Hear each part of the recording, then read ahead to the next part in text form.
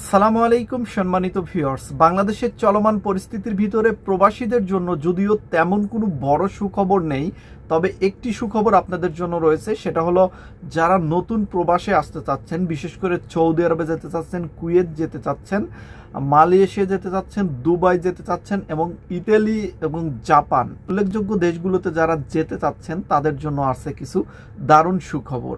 সম্মানিত ভিউয়ার, যারা এই দেশগুলোতে পাসপোর্ট জমা দিয়ে বছরের পর বছর অপেক্ষা করেছেন অথবা ভিসার জন্য বছরের পর বছর অপেক্ষা করেছেন, তাদের অপেক্ষার অবসান হতে যাচ্ছে। কেন এই কথা বলতেছি? কারণ উল্লেখযোগ্য দেশগুলো থেকে প্রায় 50,000 প্লাস ভিসা আপনাদের জন্য রেডি করা হচ্ছে। অলরেডি 20,000 প্লাস ভিসা কিন্তু সরকারিভাবে সরকারের হাতে চলে আসছে, যেটা জানুয়ারি মাস থেকে আপনারা পাওয়া শুরু করবেন।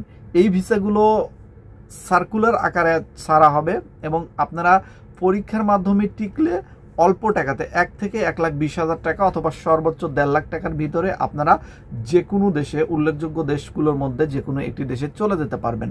ইতালির কথা বিশেষভাবে বলতে হয়, কারণ ইতালিতে 250 প্লাস ভিসা সংরক্ষণ করেছেন। এটা আসিফ নজরুল স্যার ডাইরেক্ট ব্রিফিংয়ের মাধ্যমেই জানিয়ে দিয়েছেন। অনেকেই হয়তো শুনছেন, আবার অনেকেই হয়তো এখন পর্যন্ত জানেন না। 150টা লিগেল ভিসা, একদম বৈধ ভিসা কিন্তু ইতালির থেকে আসবে, যেটা জানুয়ারি মাসে আপনারা পেতে যাচ্ছেন। এমনকি কুয়েত থেকে প্রায় সর্বমোট কিছুদিন আগে ঘোষণা করা হচ্ছিল 3400 ভিসা, 3,400, এবং এখন আবার 10,000 যোগ হয়েছে। তার মানে সর্বমোট 13,400 ভিসা কিন্তু অলরেডি সরকারিভাবে চলে গেছে সরকারের হাতে। এটাও কিন্তু কুয়েতের আসার জন্য যারা অপেক্ষা করতেছেন তাদের জন্য একটা দারুণ সুযোগ। সামনে সার্কুলার হবে, আপনারা পরীক্ষার মাধ্যমে চাইলে আসতে পারবেন।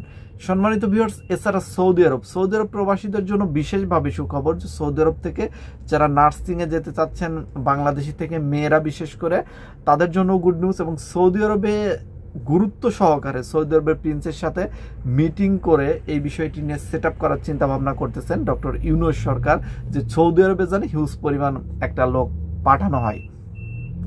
সম্মানিত ভিউয়ার্স, আপনারা জানেন যে সৌদি আরবে কিন্তু অনেক বেশি লোক পাঠানোর চিন্তাভাবনা সরকার সব সময় করে থাকে, কারণ প্রবাসীদের মধ্যে সৌদি আরবে কিন্তু সবচেয়ে বেশি প্রবাসী বাঙালি প্রবাসীরা অবস্থান করতেছে। প্রায় 26 লক্ষ প্রবাসী আছে সৌদি আরবে। দ্বিতীয় স্থানে যে দেশটি রয়েছে সেটা হলো মালয়েশিয়া। মালয়েশিয়াতে যারা যেতে চাচ্ছেন তাদের জন্য কিছু গুড নিউজ আছে। আগে মালয়েশিয়া যেতে গিয়ে ধরা খেয়েছেন, তাদের বিষয়ে সরকার কাজ করতেছে। যে কোনো টাইমে তাদের জন্য গুড নিউজ চলে আসবে। এই বিষয়টি নিয়ে আমার কাছে অনেকেই কমেন্ট করে জানতে চেয়েছিলেন, আমি তথ্য নিয়েছি এবং এই বিষয়টি নিয়ে মন্ত্রণালয় এখন কাজ চলতেছে, আপনারা গুড নিউজ পেয়ে যাবেন। সম্মানিত ভিউয়ার্স, এছাড়া মালয়েশিয়াতে নতুন ভিসা দেওয়ার জন্য মালয়েশিয়া গভর্নমেন্টের সাথে কিন্তু জোরালোভাবে ডক্টর ইউনূস সরকার মিটিং করেছে কিছুদিন আগে, এবং এখন কিন্তু নতুন করে আবার আলোচনা শুরু হয়েছে যে মালয়েশিয়াতে ওয়ার্কার ভিসা হিসেবে, বৈধ হিসেবে আপনারা যেতে পারবেন, যেটা সরকারিভাবে মাত্র 80,000 টাকার মধ্যে আপনারা মালয়েশিয়া যেতে পারবেন। হয়তো প্লেন ভাড়া সহ 1,20,000 টাকা পর্যন্ত পড়ে যাবে। এই খরচের ভিতরে কিন্তু আপনারা মালয়েশিয়া যেতে পারবেন যদি সরকারিভাবে ভিসাগুলো কালেক্ট করতে পারে। এখন পর্যন্ত যদিও মালয়েশিয়া থেকে ভিসা কালেক্ট করেনি, উল্লেখযোগ্য দেশগুলো থেকে কিন্তু ভিসা কালেক্ট করে ফেলেছে। এছাড়া এখানে আরও কিছু দেশের কথা অনেক ভিউয়ার্স আমাকে কমেন্ট করে জানতে চান। ওমান, বিশেষ করে ওমানে যারা অবস্থান করতেছেন তারা আমার কাছে বারবার জানতে চান যে ওমানে নতুন লোক নেওয়ার ভিসা কবে থেকে খুলবে। এখন পর্যন্ত নিশ্চিতভাবে বলা যাচ্ছে না যে ওমানে কবে থেকে নতুন লোক নেওয়া শুরু হবে, তবে ওমানের বিষয়গুলো নিয়েও কিন্তু আমরা সরকারের কাছে বারবার দৃষ্টি আকর্ষণ করতেছি যে আপনি ওমানে শ্রমিক ভিসাটা খুলে দেওয়া হোক এবং ওমানে ওয়ার্কিং ভিসাতে যেন বাংলাদেশি শ্রমিকরা যেতে পারে সেই সুযোগ করে যেন দেওয়া হয়। অচিরেই হয়তো এই বিষয়টি নিয়ে সরকার থেকে কিছু জানানো হবে। যদি জানানো হয় আমি আপনাদের মাঝে জানিয়ে দেব। এছাড়া দুবাই, সিঙ্গাপুর, জর্ডান সহ আরও যে দেশগুলো আছে, এই দেশগুলোতে যারা যেতে চাচ্ছেন, বিশেষ করে সিঙ্গাপুর যেতে হলে তো অবশ্যই আপনাকে স্কেল করতে হবে। স্কেলে পাশ করার পরেই আপনি সিঙ্গাপুর যেতে পারবেন, তা না হলে কিন্তু যেতে পারবেন না।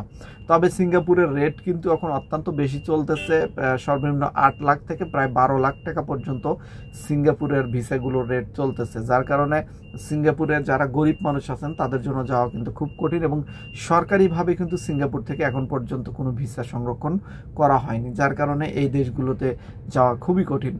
এছাড়া দুবাইয়ের আমিরের সাথেও আলোচনা করার কথা আছে ডক্টর ইউনূসের, সেখানে আলোচনা করলেও আশা করি সেখান থেকেও কিছু ভিসা তারা সংরক্ষণ করতে পারবে।